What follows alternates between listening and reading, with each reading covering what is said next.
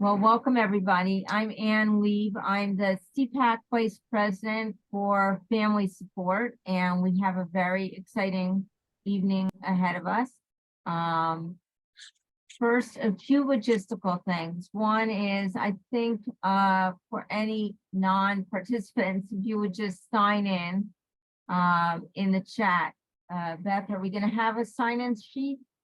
Yes, I will pull it up and put it in the chat in just a couple of minutes. Okay, very good. Also, we ask that everybody keep themselves on mute throughout the presentation.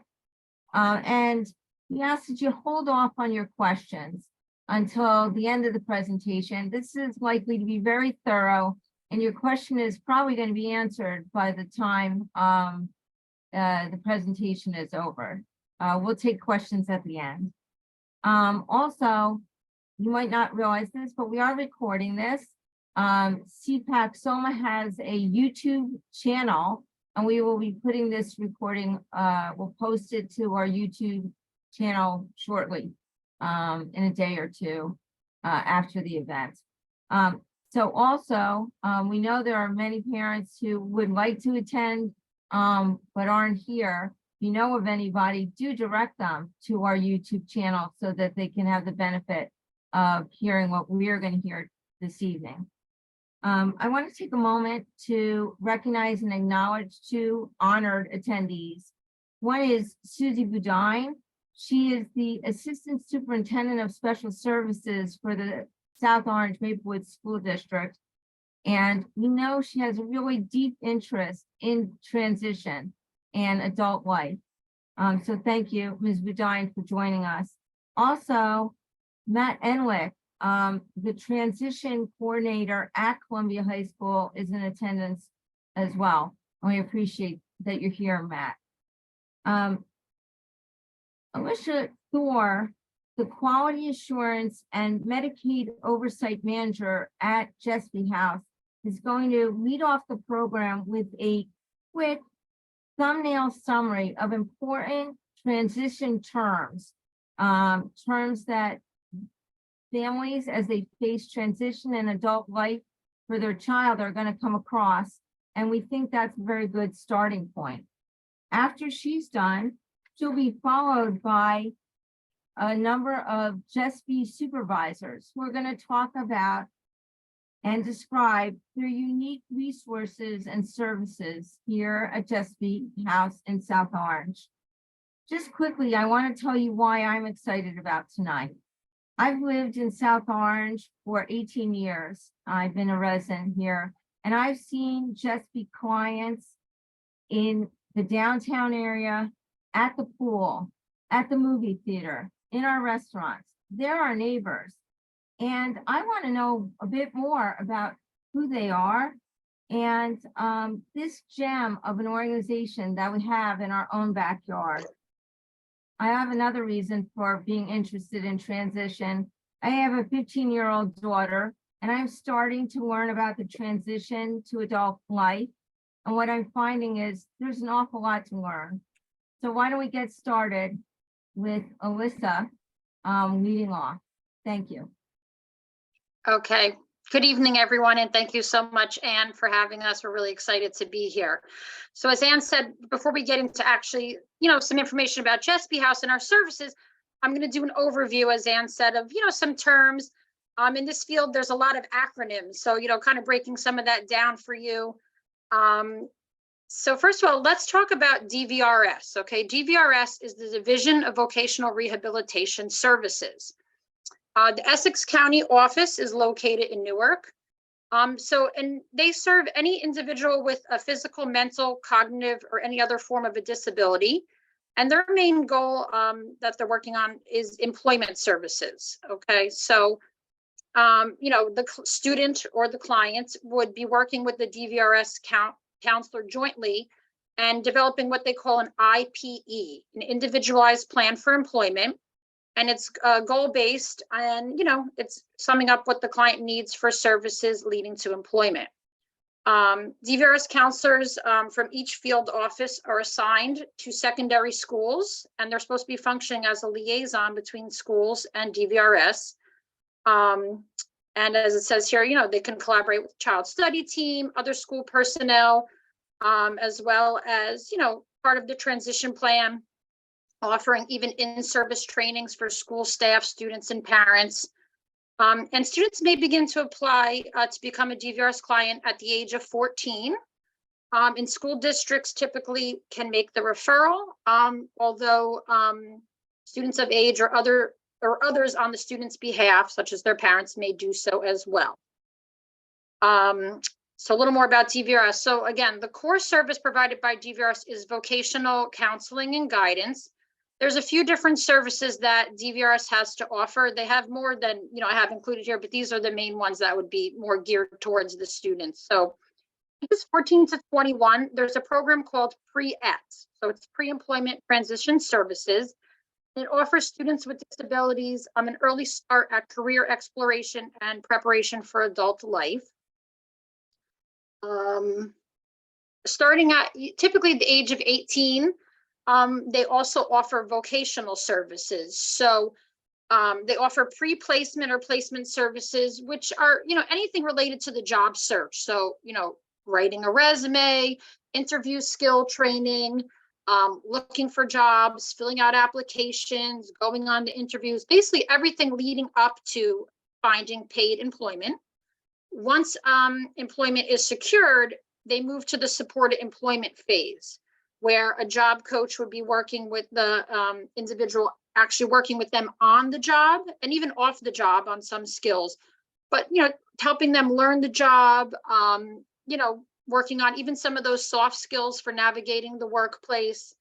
And once the individual is secure in the job and doesn't need as much support, they would move to what's called the long-term follow-along phase. So where a job coach would be visiting them, it could be 1 hour a week, could be an hour every other week on the job to see how they're doing.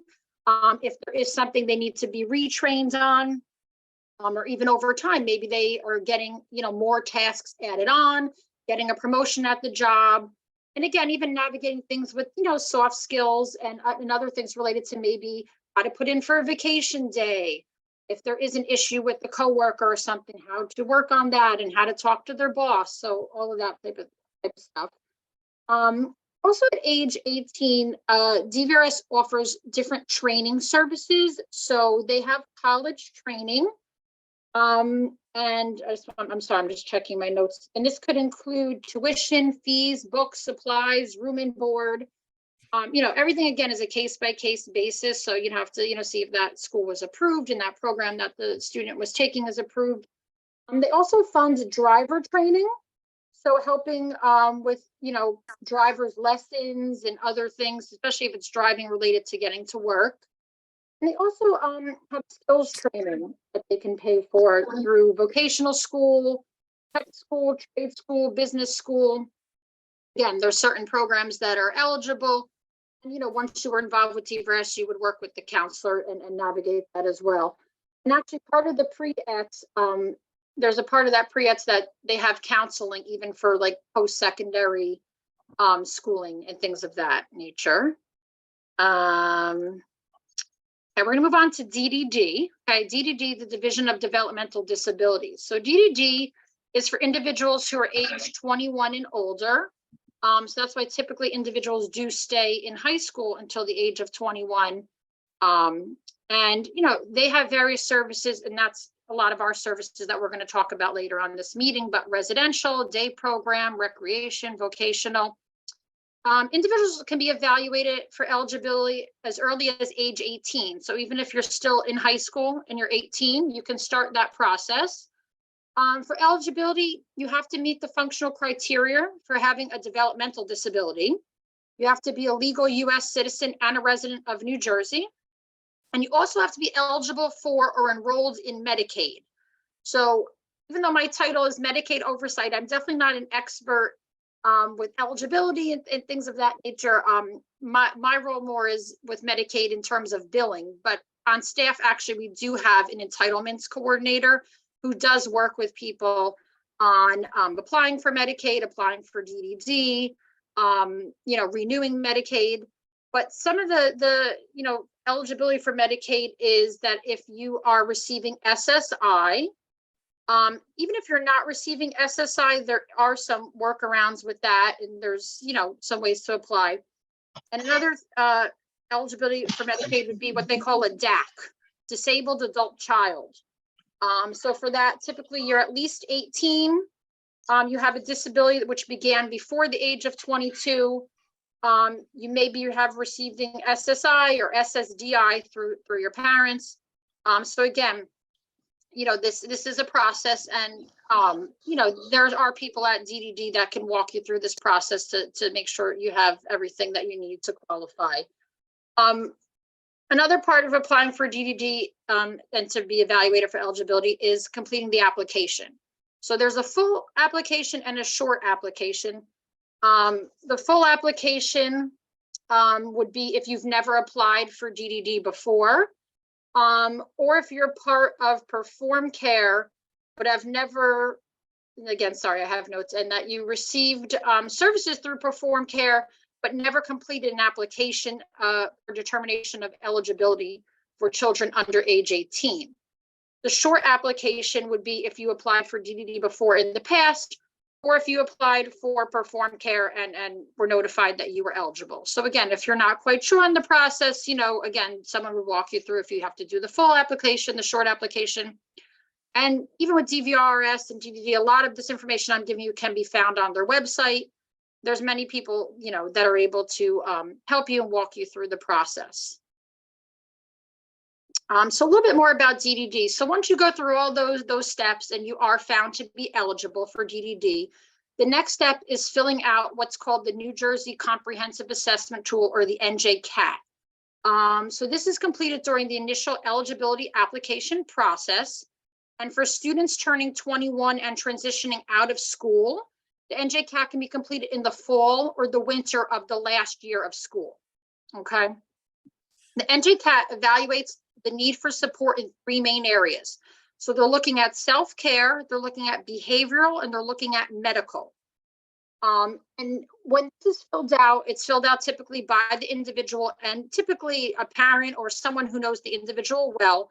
And it's really like a scale, like a rating scale. So it's not necessarily yes and no questions. Like a question, for example, may be, can the individual feed themselves?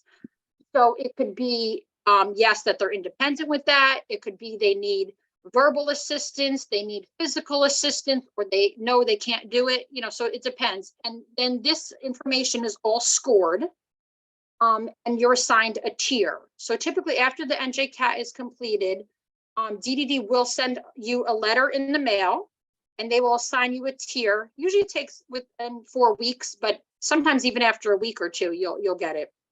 And the tiers are letters. So it goes from A through E, with an A being the least amount of need.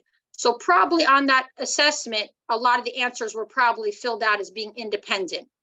All the way down to an E, where there is a greater need of support for that individual, probably relating into a higher need of self-care, higher behavioral issues, higher medical issues, where probably again on that CAT, a lot of the things were filled out that they can't do it, or they do need a lot of physical assistance.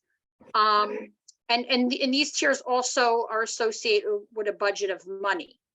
One other thing, excuse me, each tier also has an acuity factor. So as you can see on the screen, there's an A, then an AA, a B, a BA. So anyone with an acuity factor, there's an additional behavior or medical need. So let's say, for example, an AA, their needs are greater than an A, but not quite as needy maybe as someone who's a tier B. So it's kind of like in the middle of and that's the budget of money that you would be getting associated with that. So again, someone with a tier A is not going to get as large of a budget because it's determined that there's not a lot of support needs compared to someone, let's say, who's an E or an EA. And when you're assigned this tier and you're assigned your budget of money, the next step then is that then you'll be enrolled into a DDD program. DDD has two different programs. They have the supports program and the CCP, known as the community care program. The two programs are really identical, except for the CCP has a higher budget overall throughout the tiers because it includes a residential component. The CCP, typically, most individuals are assigned to the supports program from the start. And there is a CCP waiting list that, that you would enroll on. And, I'll be honest, the waiting list is many, many years, like probably like a 10-year waiting list. And only if there was a certain imminent risk of homelessness or some sort of immediate level of care that is needed, that the person would get bumped to the CCP. But we do have individuals who are not in those situations and do have the CCP. So there are some, workarounds with that as well. Again, everything is always ends up, kind of being on a case-by-case basis with different situations. But that's really the difference between the supports and the CCP. And then the next step is that you would be assigned to a support coordination agency in New Jersey. There's many agencies out there. Some, of course, are better than others. And then you'd be assigned through that agency a support coordinator. And that individual would work with the person with the disability and their family to develop what's known as the New Jersey Individualized Service Plan, or the NJISP, or the ISP. And they also work on developing the person-centered planning tool. So this is where all the information is going to go for, and a lot of it's taken from that CAT. What are their needs? What services and programs do they need? And this program really works as a liaison between the client and the family and the provider agency, such as JESPY. So that's part of my role at JESPY. I am working with the individuals and their families and the support coordinator to coordinate the services for that individual to be able to participate in JESPY programs. We have various programs. Again, we're going to get into that in a minute. But the programs that they're interested in doing, how often they want to do those programs, that's part of the process. Okay, so that's what I had for DVRS, DDD, and other terms. I'm going to get now into JESPY House, and then we'll get into our programs. So JESPY House, we are located in South Orange. We're actually celebrating our 45th anniversary this year. So we started in 1978. And when we started in 1978, we had I think it was 3 staff and 4 clients. So we've definitely grown from there. We have over 100 staff members and over 250 clients. Our clients range in ages from 18 up into their 70s. I think our oldest client right now is 73. And some of those clients have lived with us and been with us for all 45 years, and they're still with us. So it's great. We provide programming to help clients achieve their full potential and advance independence. So the funding options, as I discussed some of them here today already. So we work with DDD. We receive DDD funding to pay for our services. Our vocational department works with DVRS, Division of Vocational Rehab, which I talked about earlier. We also do take private pay, and our clinical department is paneled for about 10 different commercial insurances. So for our clinical department, we can take, Medicare, United Healthcare. When we get to that department, they can talk more about that. And just quickly, I'll just give a quick rundown of the services we offer, then we'll actually get into more detail. So we do have residential services. We have a day program. We have a vocational program. We have a recreation program. We have athletics and fitness programs, clinical and behavioral health support services, as well as health education and support, including OT and PT. Okay. Let's see, I'm just checking. So the residents, I'm just checking if Pat, I don't know if Pat, our supervisor for this, is on. I don't see her, so I'll do this one for now. So the residents is one of our residential programs, and it is typically where individuals will start when they're going to be living on their own independently for the first time. And this is an actual picture of our residence. This is the actual building. It's located on Academy Street. So most clients accept into JESPY, as I said, will begin in the residence. It's a semi-structured supervised apartment setting. with case managers and DLS, that's Daily Living Skills Counseling staff, who are available, and they're 24/7. In the residence, we're focused on training our clients to be independent, working on skills such as laundry, cleaning, meal planning, food shopping and cooking, budgeting, money management, assistance with doctor's appointments, different health and safety things we're reviewing with them. Of course, socialization. And the goal of the residence is for our clients to live there anywhere from 2 to 4 years. So it's not a forever home for our clients. It's really a starting point and a stepping stone to learn those skills. And then from there, our clients can move on to live in a shared home, which is similar to a group home, as you may have heard that term before, which is also 24/7 supervised. And or they can move on to be what we call an out client. So a client living within South Orange, typically in an apartment, but it could be a condo or a house, living basically on their own. Sometimes it could be with a significant other or with a roommate. And obviously in those settings, that's not 24/7. That's, the most independence. The other thing about the residence is it fits 13 clients. Each client will have their own bedroom, but depending on the apartment, because it's made up of 2 or 3 bedroom apartments, the clients will be sharing a bathroom and sharing, the common areas in the kitchen area. But again, everyone will have their own bedroom. So really that's, like I said, the starting point for clients before, moving on to other residential options that JESPY has to offer. JESPY on the go. That's something that we started a couple years ago, and it's really taking those skills and supports that a case manager or a daily living skills counselor would provide and going into clients' homes. So, if it's not within South Orange, but in surrounding areas, individuals that are living home, probably most likely with family, and where we're going into the home and working with the individuals on those skills. So teaching them those cooking skills, cleaning skills, laundry, skills that they need to be independent to then therefore one day hopefully be able to move to JESPY to live residentially, and maybe can even skip over that residence because they kind of are getting that in their own home, and then maybe can move into a shared home or even move into their own apartment. We do that usually a minimum of 2 hours up to 15 hours a week. Again, work out all those skills to be, independent. And we do that in Essex County and other surrounding areas such as Union and Bergen counties. Okay, up next is about our day program. So I will turn it over to Shalise Jenkins, our day program manager. I did see that she's on. So Shalise, take it away. Hi, thank you, Alicia. My name is Shalise Jenkins, and I am the JESPY House Day Program Manager. Day habilitation runs Monday through Friday from 9 to 3.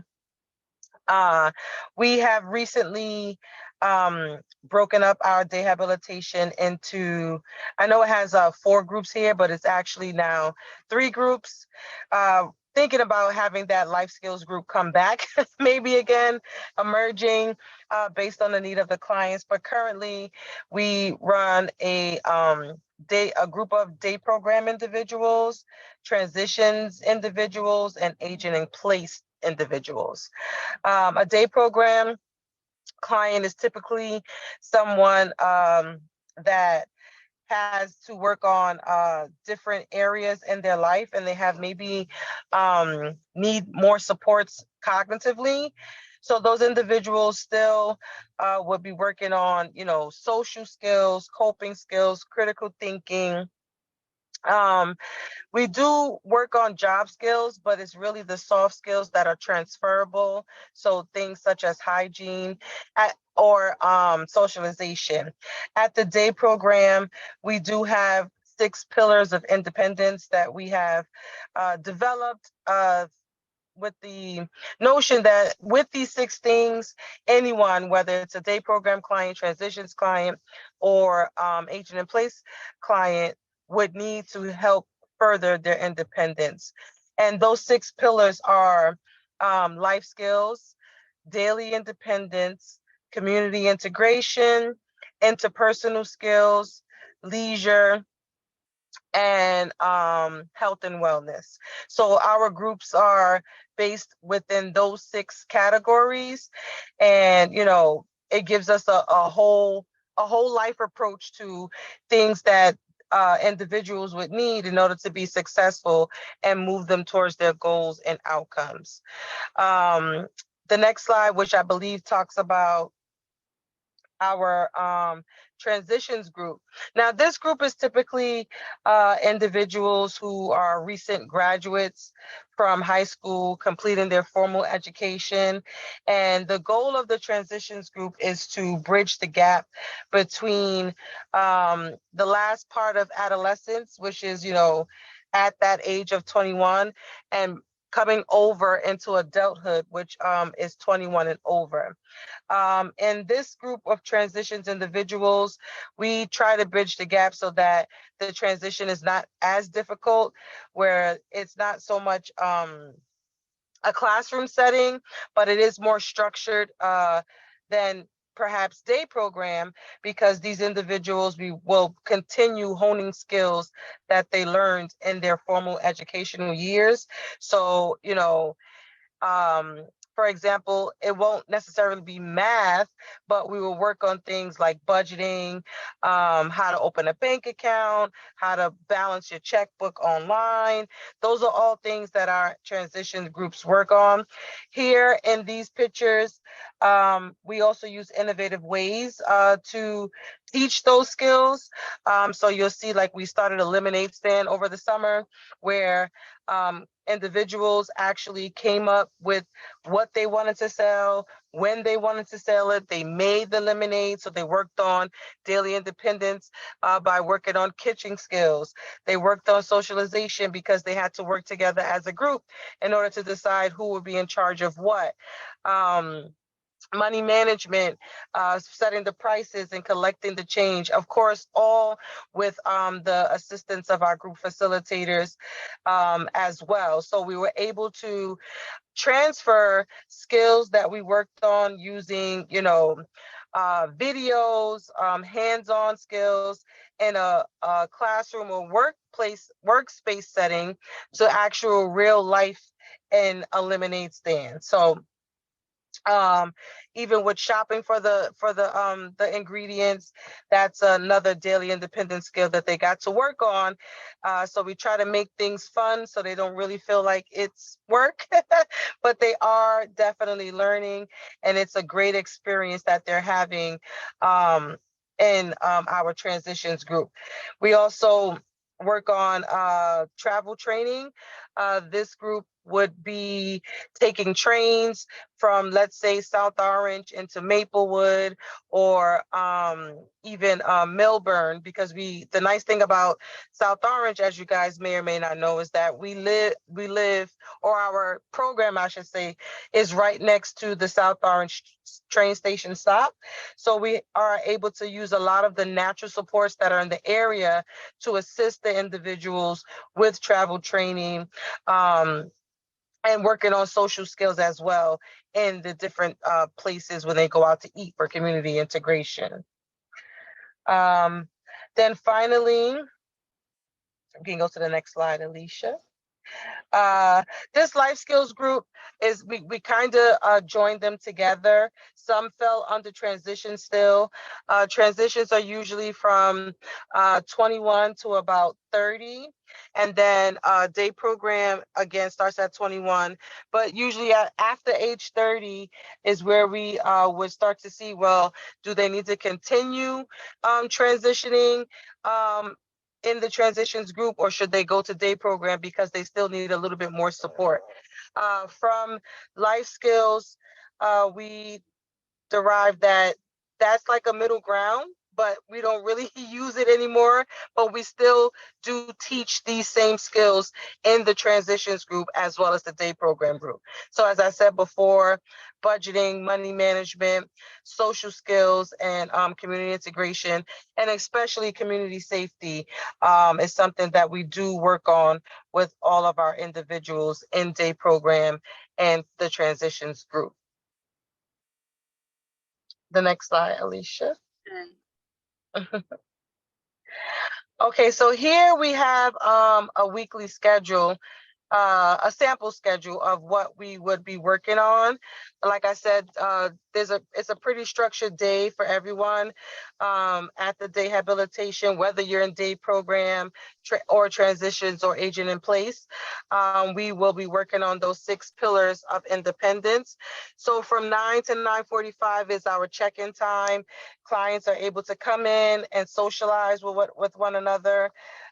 We have games that they can play with, tabletop games, video games. Also, they can socialize and just chit chat and talk with individuals that they may or may not know at the group. During this time, staff really utilize it to help build those conversational skills. So if we happen to see someone that may be shying away and not necessarily joining in, it's where we have the time to encourage them to join a group or, introduce themselves and practice skills that they may have learned during other groups that we offer. Between 10 and 11, we usually have anywhere from 3 to 5 groups running each hour. And the clients can come in and they can choose which group they would like to be a part of, kind of building their schedule out each hour. At 12 o'clock, we all come back together for lunch. And again, it's the clients, of course, with the staff assistants, still working on, it's like a lunch and learn. So they get to eat, socialize, but they still wash their dishes if they're using dishes. We teach about recycling, cleaning the table, sweeping, mopping, wiping down, and sanitizing. Every opportunity that we have, we utilize to make it a teaching opportunity. As you can see here in the afternoon is where we usually have more leisurely activities. So we try to get the skill acquisition groups done first thing in the morning, because usually after lunch, we kind of either have them slowing down a little bit or their energy level is a little bit more higher where they need to do something that is relaxing for them. So that's where we have different vendors that will come help and teach them music, or in-house staff that may do piano with them. We have an art teacher that comes, Zumba, game time that we do during the hours. And then at 3 o'clock, everyone is picked up, or they can, if they wanted to, stay for our evening program, which Nicole will talk more about. I think I may have one more slide here. Let's see. Nope, I think that was it for you, Shalise. Okay, but I just wanted to mention, because we probably have to add it in, the agent in place group. This is another emerging group that we have within the day program. These are clients who are 45 and older, and even some individuals who have been with us that went through the transition, then went through day program, and really just come during the day to socialize, because that's what agent in place does. Not saying that they don't learn anymore, but their daily independence may look something like, how do I go up the stairs safely? Where do I go to get assistance if I'm using adaptive equipment like a wheelchair or a walker? So we are able to tailor any of those 6 pillars of independence to fit the group that we are facilitating and making it more person-centered. So I just wanted to make sure we mentioned the agent in place group as well, just in case, you guys have any other individuals, not just the transitions, that would be interested in the program. No problem. Thank you so much, Shalise. Next, Nicole Rambone, who is our engagement and enrichment manager. Nicole? Hi, everyone. Again, I'm Nicole, and I'm the Engagement and Enrichment Program Manager, otherwise known as EAP. I know it's a funny acronym and it sounds like a bird, EAP, EAP, but that is the acronym for Engagement and Enrichment. And you can see by the first slide, it's otherwise the recreation program. We are open 7 days a week, Monday through Friday, 3 to 8 p.m. and Saturday and Sunday, 11 a.m. to 5 p.m. During those 7 days, there's many activities that go on and trips. And our program is more independent where the clients can come and go. Yep, there's a calendar on the screen, and then there's a calendar behind me on my Zoom call right here. So I have a calendar as a backdrop. And as you can see, each day we tried to offer a different creative or a group that the clients enjoy. We have art, music, piano, discussion, safety groups, special events. We have cooking groups, community dinners. We have a 35 and under group, which is called the young adult group for like-minded individuals that like to do the same things. They go out on trips, they go out to dinner. We do have a happy and mature group, which is 45 and up, that also share the same types of groups and interests. So they get together and they like to do things that are maybe not as fast paced as our younger crew, but we offer a wide variety of activities every day. And again, it includes everything that I said, plus discussions, knitting, crocheting, special events, holiday parties, all of those things. And then this also includes community inclusion, which is our trips. Every year we take 4 trips, overnight trips. This year we're doing Disney in April for 6 days. We're doing Washington, an overnight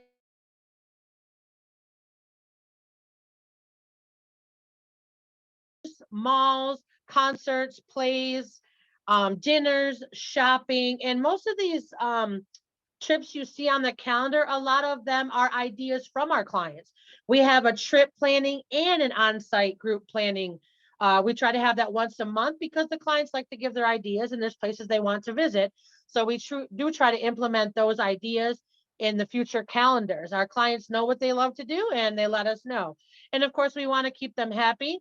And we have a well-rounded adult, as you're going to day program, you leave the day program, you jump into EAP. We have special events, holiday events. We're involved with the studio tour. Those that live in South Orange know the studio tour is the artists that make their own items and they sell. We have knitters and crocheters. We have artists that do that. Recently, we had an exhibit at Elitist Coffee in South Orange, and our pictures are still up and the clients were thrilled. And a lot of our clients actually sold some of their pieces. And our age range are from 18 to, like Alicia said, like 73. And we try to do groups that are geared for everybody because a lot of our groups are mixed. There can be younger adults, there can be older adults, but it doesn't matter as long as they're getting that socialization and they have that in common. And that's the group that they would like to take place in. And so we try to, like I said, every week, we try to mix up the calendar, offer new groups. And for me and my staff, we like to try new things. If it doesn't work, it doesn't work. But if it does, then we try to continue. Like, for example, the piano class is a hit. That's every week. We have knitting and the fiber arts. We have a fiber art teacher. She teaches all types of fiber art with yarn. We have an art instructor as well that comes in. We have Pilates with an instructor and Zumba, and we have yoga. So we try to offer all the health and wellness as well as the creative arts and crafts and the musical components. So the client gets a little bit of everything because not everybody is into one particular thing. So we have to offer a variety of activities. And I just want to stress that we are an independent activity base. So for example, if your son or daughter or your loved one wants to come in at 3 o'clock and just do one group, that's absolutely fine. They do not have to stay the whole night or the whole day. They might just want to come by on a Friday. We have a community dinner, Shabbat dinner every Friday from 6 to 7:30. Some of our clients just want to come in for dinner and not do any of the other activities prior. So we like to keep their choices open, and it's all about independence, and they choose what they would like to do. And yeah, so that's basically all I have to say. And we do cooking groups and we try it, like I said, and we have social groups as well. I didn't want to forget that. We're heavily involved in the community. We have a Lions Club and we have a social action type group. We changed the name to We Care, and we try to help those in need. We do a project every year where we anonymously, well, it's not anonymous anymore, I'm telling you, but we we walk around South Orange like in the middle of the night, and we actually tie up hats and scarves and all those types of things to poles, and we leave a little note. And it's not from JESPY, and you'd be amazed the next day everything is gone, because we like to help others, because South Orange has been so great to our clients that we do it to help everybody else out. And we're a big part of South Orange, and a lot of our clients live here, and they're your neighbors, and they go into the stores, they shop, they're just like everybody else, but they like to help a lot. So we have a lot of help-based groups that we form to help others. And I know we have another client that's recently on a board in South Orange. I just can't remember the board. I think it's the safety committee or something of that nature. So they really want to be involved. And besides learning the skills from Shalice and then coming to recreation, they have that opportunity. They're learning those skills and then they're putting them into place. So yeah, we do a little bit of everything, and we pride ourselves in offering a lot of different things. And again, 7 days a week, you can get a lot out of 7 days a week, and the trips as well. Okay, thank you so much, Nicole. And Nicole, while we're at it, I don't think Kevin's on. I think he's at practice. Do you want to talk about athletics and fitness? Sure. Athletics and fitness. Kevin Barton is not on. He is our athletics coordinator, and then he offers the wide variety of sports that you see here on the screen. Recently, though, it's great because we just added volleyball and flag football. Those were not in our repertoire before. So the athletics program is getting bigger and bigger, and I know they're looking into even additional sports in the future. And yes, we participate in Special Olympics. The clients absolutely adore Special Olympics. They love everything about it. They get to go down to Wildwood, and they go down to Trenton to stay the night for the summer games, if any of you have anyone that that's in Special Olympics. And not only does it teach just the physical skills, but it's about camaraderie, social skills. I find too, and I know Kevin finds that a lot of the clients that join the sports program, it also opens them up. They're not as shy, and the social skills increase, which opens them up to trying other services at JESPY as well, and just socializing with new peers and making new friendships. So athletics and fitness is important in the physical sense, but it's also important socially as well. Oh, you want me to talk about Chico's? All right, Yes, we have please. Chico's Gym, a brand new gym that we just opened with. When did we open that, Alicia? A year ago or a year and a half? It was supposed to open before the pandemic, and then obviously we got delayed. So yeah, since the pandemic, and it's on 15 Valley Street. Right. Yep. And we have certified instructors that teach what you see on the screen. We have individual training, small group training. Mike and Kevin, Mike is the assistant coach. They do a lot of nutritional training. They do healthy eating. They do yoga at the gym as well. And there's the hours Monday through Friday, 10 to 7. And they do Saturdays, but it's upon request because a lot of our clients are out there working and doing other things. So some of our clients need those Saturdays. They have a walking club. I mentioned the yoga club and the nutrition, and the clients love working out. It's like a well-rounded client we're doing here. We're covering everything from recreation to skills to health and wellness. Thanks, Nicole. You're welcome. Oh, and here's just an example of their calendar. So, they're just coming off the basketball season, so they'll have practice during the week.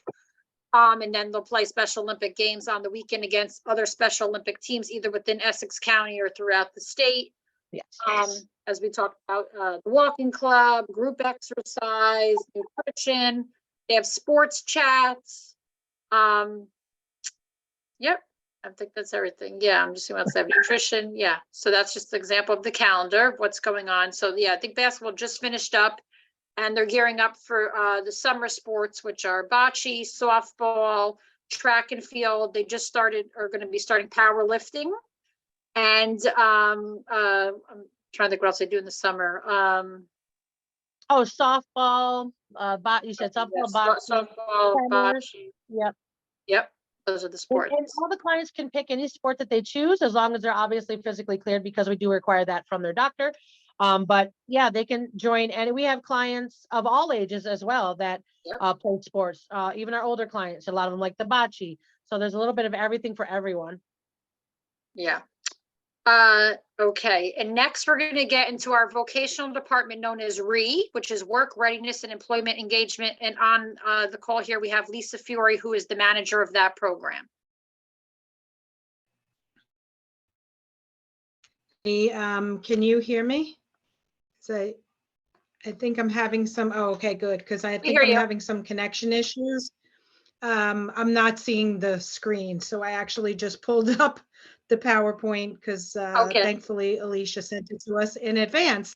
So on the first slide, basically our program is called Work Readiness and Employment Engagement. It's WREE, and we have a lot of, I mean, Alicia really did a great job at the beginning when she talked about the DVR services. Everything that she talked about is what we provide. We have, and let me just say, we work very, very cooperatively with the day program and Shalise, and she really identifies individuals that are really ready to enter either into pre-vocational services or support the pre-placement part of the job search. And so we're always working together to help those individuals transition, again, that same word, from the day program into employment. And really, we have individuals that are working part-time and also attending the day program. They have maintained a full, schedule throughout the week. But under pre-vocational services, we are really preparing the person to be in employment in the community. So it's the pre-stage, though. So they're learning about work skills. They're learning about what it's like to be in a job. We have community activity sites and we run work readiness groups, and we're really trying to build the skills that they're going to need to be successful in employment. And we're looking at, we do some job sampling. We're really looking at what the person's ability is to follow instructions, their concentration, work tolerance, any of those types of things. And then we're also helping them as they get into, once they move beyond that, then they're ready to look for a job. And so we're helping them, as she said, with all aspects of the job search. Even in the job search process, we can do some job sampling. So that might be then in the field of where they're interested in working. Whereas pre-vocational could really be any kind of area. So even if a person is interested in, doing something with the computer or likes gaming, they may be in all different types of activities. But when it comes to the job search, we're really focusing and honing in on the types of jobs that they like, and then helping them to experience those types of jobs through like a job trial. And then as they get their resume, we're helping them with job applications, cover letters, anything related to the job search, interview skills and training, so that we're helping them with their communication skills. Sometimes, the language you need to use in an interview is much different than the day-to-day language. So we're making sure that they're really prepared for whatever interviews they're going to have. And then job coaching, once the person achieves employment and is going into work, to support them. And that's really a critical time. If there isn't a lot of previous work experience, that job coaching really is the support that's needed to help the person be able to be successful in their job and well. And there's numerous things that can happen at the start of the job.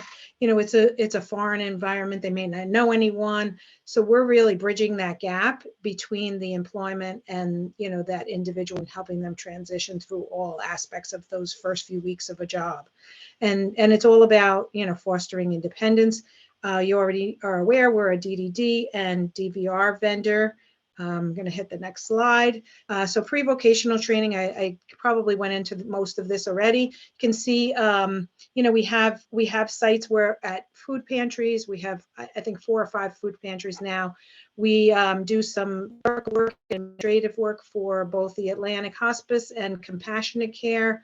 Throughout this process, we really try to have a variety of different places. We work with the Salvation Army and work in their soup kitchen, done some thrift store things for them. Trying to remember all the different ones. We recently had someone that was interested in physical therapy, and they were volunteering at doing an internship at JAG 1. So, we really try to meet the needs of the individuals and try and find as many different types of sites as possible.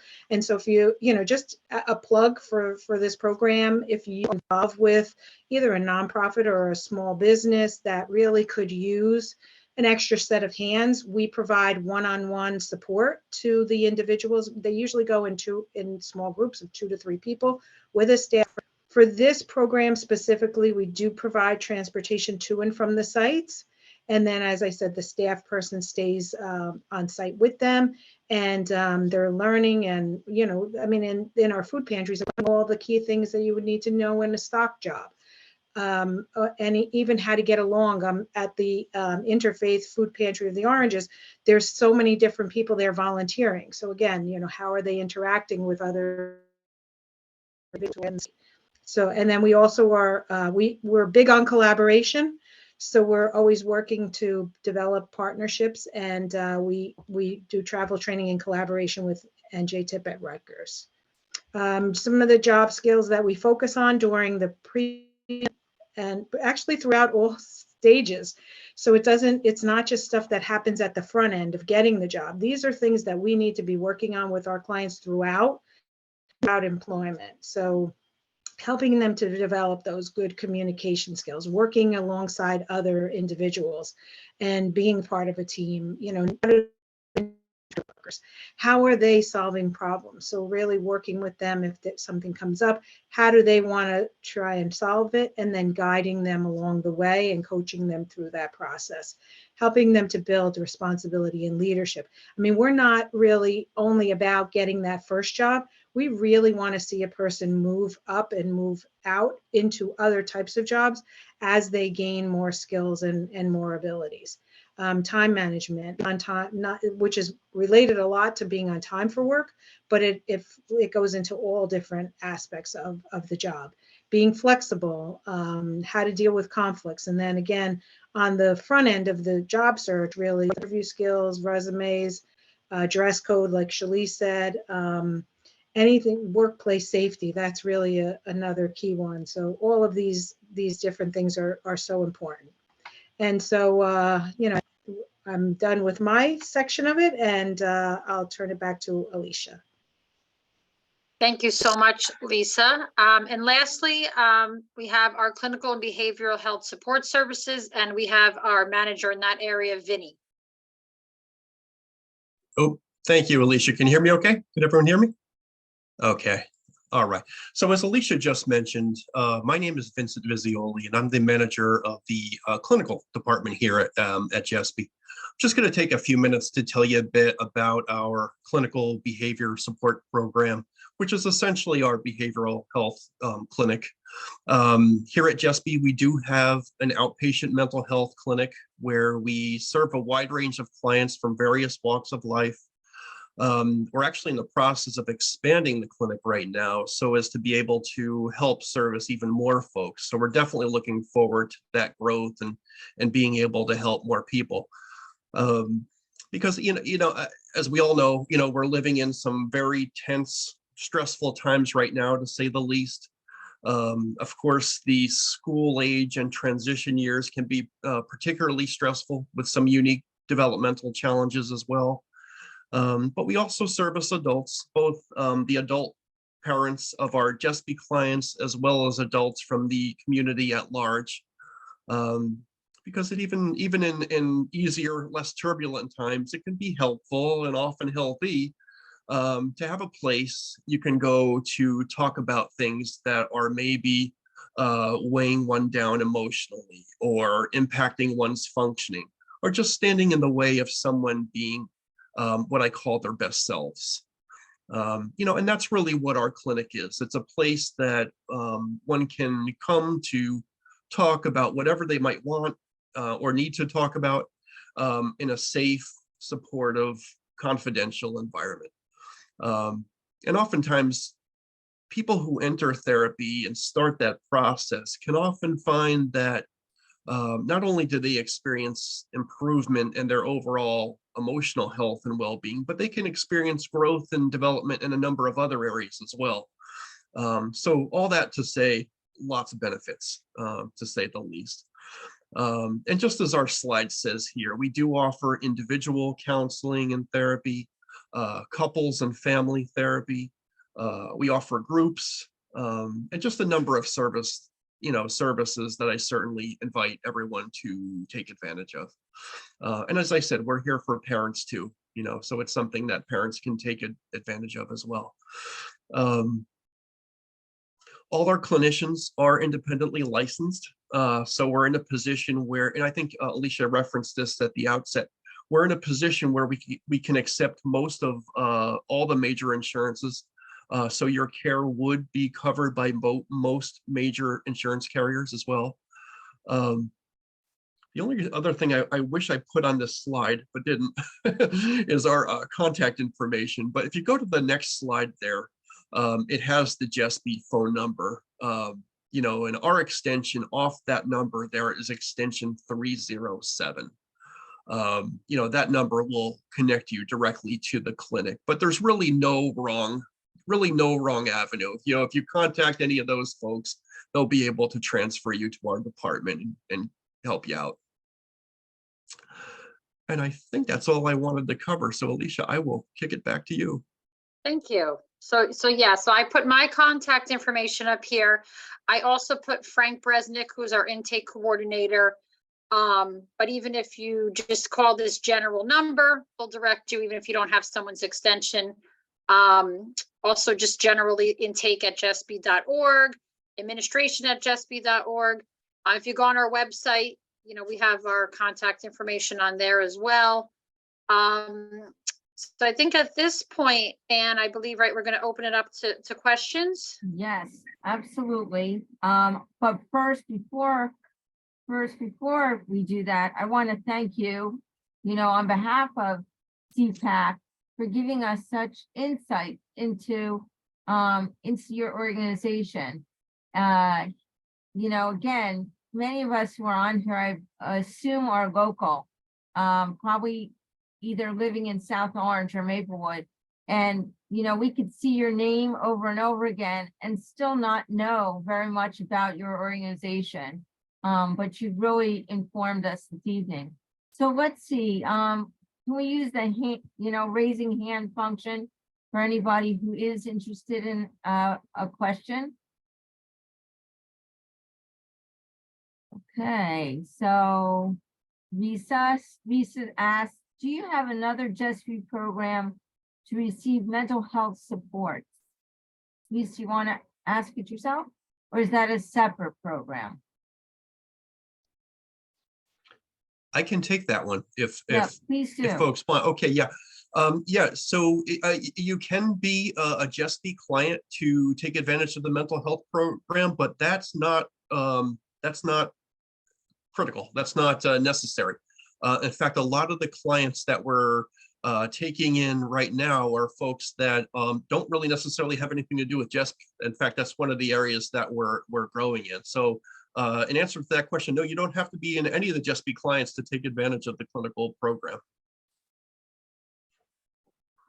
Thank you. I guess I'm very curious of who is a JESPY client? You know, as parents, as we're trying to determine what type of service providers we'd be working with, who do you see as being well suited for your programs? Perhaps even if you can put it in the DDD tiers that you mentioned, Alicia. Sure. So yeah, so a JESPY client, and probably as some of you have said, you've seen our clients walking around, you've seen them in the community. Our clients are definitely independent. I would say more so than maybe some other programs. So typically our clients are more like those tiers, I would say A, B, and C, but that's not to say we don't have some that are maybe tiered Bs and Es. But our clients, you know, are independent. We really don't have necessarily line of sight on our clients. You know, they are able to come and go, and it depends a little bit on the program. Like, for example, day program, since that's a little more structured, if they did need a little more line of sight, you know, that can be accommodated a little bit more. But as Nicole was talking about the recreation program, you know, they kind of just drop in, they do the activity they want, and they go. You know, obviously for vocational, you know, if they're going to be getting a job, they're not always going to be with a job coach. So, you know, they have to be able to stay at a job site. Yes, there'll be people around, but it won't be a JESPY staff. And typically our clients are able to care for themselves. So we're typically not doing toileting, bathing, feeding, things of that nature. If I'm forgetting anything, guys, please, anyone from JESPY to jump in. But typically, for lack of a better word, I would say our clients are definitely, higher functioning, I would say, maybe compared to some other programs such as like an ARC. I used to work at an ARC for many years, so I'm just kind of comparing it to that. Because that is our mission, our mission statement there is, independence, being independent in the community. And so I would say, yeah, that's typically what our clientele are. And just one more thing, Alicia. We also, at least, we're not a behavioral program. Yeah. In the sense that our clients don't present with aggression or require, I guess, for lack of a better word, like restraints. Yeah. And that there are some individuals who have stemming behaviors, which also are categorized as behaviors, but there are no aggressive behaviors at our program as well. Yeah, that's a good point. So anything too behavioral or too medical, to a certain degree, we can handle medical, we have clients with diabetes and other medical conditions, but they're clients with seizures, but again, usually controlled by medication and is manageable. Yeah, thank you for that, Charisse. Well, thank you both for that answer. Someone's asking about the qualifications for someone to be accepted into your residential program. So for the residential program, we do a trial. It would be for the residents, it's typically a 3-day, 2-night trial. And for our shared homes, it's actually 6 days, 5 nights. So we actually do a trial, and during that trial period, they meet with all the supervisors, many of them on this call here. They go to all the different programs. They are interviewed by those staff. And when I say interviewed, I mean, get a sense of what the client's interests are. And are they interested, for example, in work when they meet with Lisa? Are they interested in rec when they meet with Nicole? And we're also assessing a lot of those skills I talked about in the beginning. Are they able to cook? Are they able to clean? And we give kind of a baseline of where the client's at. And it's fine, obviously, if they're not excelling in all those areas, because that would be something JESPY would be doing. But usually they have to be at some sort of baseline with their skills, and as to Shalisa's point, that they're not having behavioral issues or trying to elope from the property, things of that nature. Hopefully I answered that correctly, or good enough for someone to understand. I think it gave everybody a good sense of sort of your baseline for your intakes. What percentage of your clients have jobs and work? Lisa, would you comment? Sure. I guess, it's kind of a strange answer, but in my program, we're currently serving about 150 individuals, and about 80 to 85 individuals have jobs.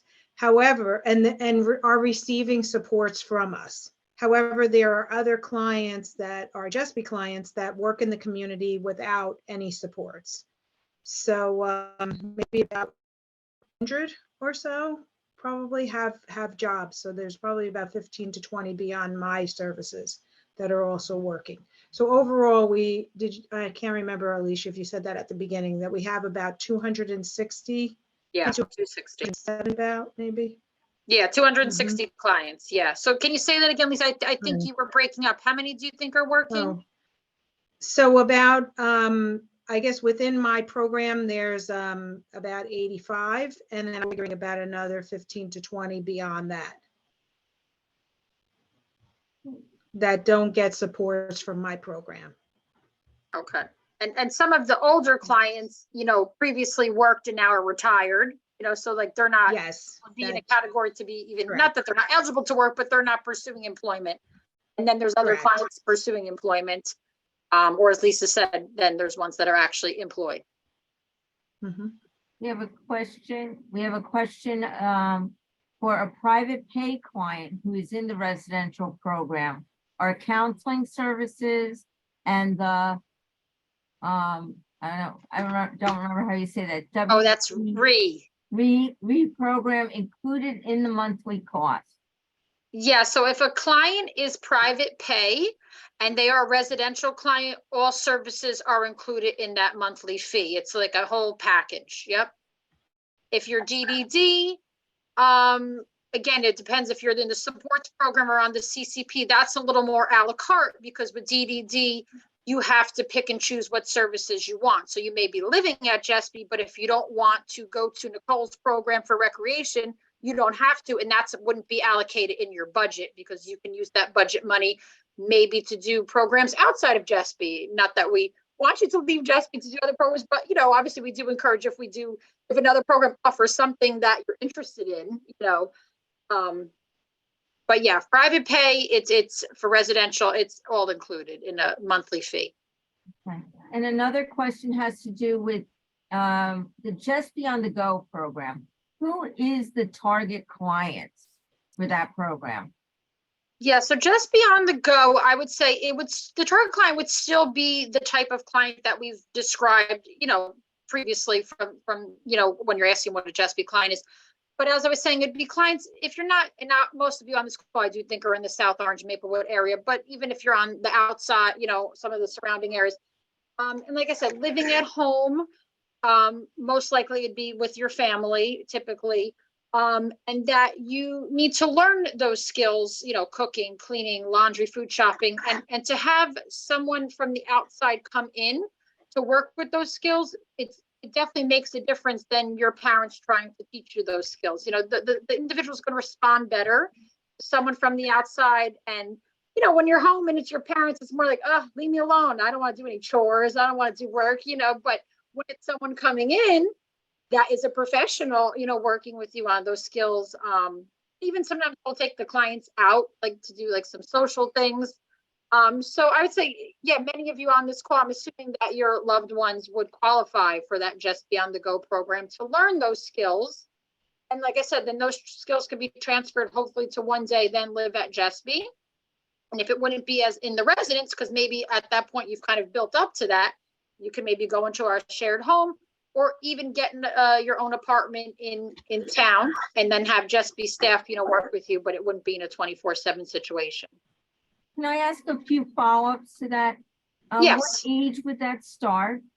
And also the pay plan for that, would it be private pay, insurance, DVRS, DDD? Who pays for JESPY on the Go? Yeah, so I would say for the ages, I would think it would probably be 18 and older because that is all our programs are 18 and older, except for clinical. I would say, right, Vinny, you have an exception a little bit with that because of insurance and whatnot. Right. But no, so definitely it wouldn't be DVRS. And just to make it clear, DVRS only would pay for LISA, the vocational services. So JESPY on the Go, yes, that could be private pay. And that is also covered under DDD. Good. The programs sound wonderful. And I'm very aware, given where I live in South Orange, of all your buildings and that new facility is coming on board off of 3rd Street, I think it is. Very exciting. Is there a waiting list for residential placement? And if so, how long is the waiting list? Yeah, so for residential, there is a waiting list. Typically, because that residence program, as I mentioned before, every 2 to 4 years, we're trying to move individuals on, and sometimes they move on even quicker than that. So typically the waiting list is anywhere from 6 months to a year for residential placement. So, you would be interested in the services, you would come for that trial. You would be found eligible and be accepted, and you'd be put on the waiting list. And like I said, it's been roughly 6 months to a year that someone then would actually move in. 6 months to a year. All right. Mhm. We're gonna have our last call for questions because we've asked our professionals. They've been so generous with their time. Anyone else? And if not, then I certainly refer you to contact JESPY on your own. And I want to say that again, JESPY, Alicia, and the whole staff have been so generous. They've also been willing to talk about, Hannah, are you asking a question? I was applauding. Okay. them. Thank you. Perfect. They've been generous in saying that SEPAC and this audience in particular should come and tour them in person. So if you haven't seen their facilities, if you haven't been to Judy House to see where their day program is, if you haven't seen where the residence is, we're going to work together to offer an opportunity either in late spring or early fall to come and see these things in action. So look for notice of that. I can't wait. And I hope many of you will join me. But right now, I just hope you'll join me as Hannah did, giving them a round of applause and thanking them very much for providing us with so much information. It's really appreciated. And thank you so much. We enjoyed this opportunity to get to talk to all of you tonight, and we definitely look forward to doing this again in the future, of course, and definitely you guys coming in person, checking out these programs. And it was a really good opportunity for us. And of course, if there is any more questions, we tried to condense everything because we have so many programs and so much information to share. But even reaching out to myself, as I mentioned, Frank, who's our intake coordinator, or anyone else on this screen, like I said, it's easy to track us down from our website or just calling the main number. We'd be happy to answer questions, go into more details about the programs or the funding sources, and just anything else that you guys have questions about. We're here. Thanks again. Thank you Good so night, much. everybody.